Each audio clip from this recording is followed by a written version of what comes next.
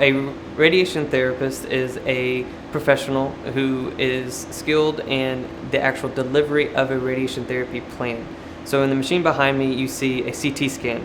In the radiation oncology world, a CT scanner is also known as a simulator because we will place the patient on the table you see behind me.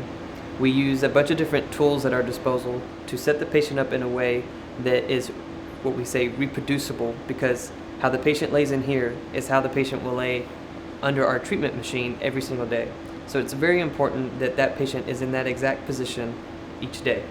And so part of the radiation therapist's job is to, oftentimes, depending on your clinic, they are part of running this CT scanner behind me, the simulator.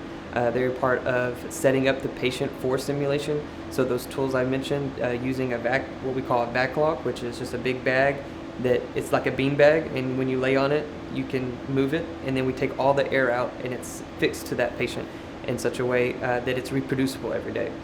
And then once we have that, the CT will export its images to a dosimetrist who will plan the patient's radiation therapy plan, customized for that patient, and then that plan is then sent to what's called a linear accelerator. A linear accelerator is what radiation therapist most commonly uses in this field. So they are the ones who are credentialed to work a linear accelerator. And so between a therapist spends most of their time between the simulator and the linear accelerator. And becoming one is very rewarding, and you get to help patients every day, and I don't know any that don't appreciate their job. So to become a radiation therapist, the typical route, at least with the programs available to us here in Arkansas, you would first want to approach a degree in radiography. Radiography is another word for X-ray. So if you hear the term X-ray program, that's referring to the same thing. Typically, in your X-ray program, you will go through rotations of different imaging modalities. This could be CT, MRI, radiation therapy. So become a radiation therapist. Once you have completed your 2-year degree in X-ray, you can then apply to a program to become a radiation therapist.